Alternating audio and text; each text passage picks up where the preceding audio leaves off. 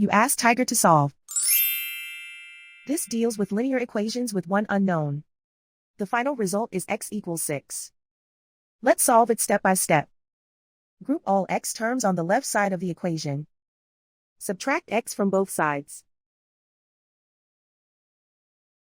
Group like terms. Simplify the arithmetic. Group like terms. Simplify the arithmetic.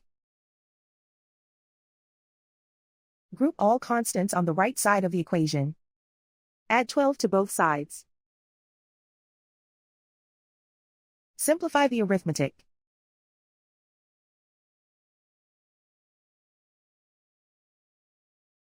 And so the final result is x equals 6.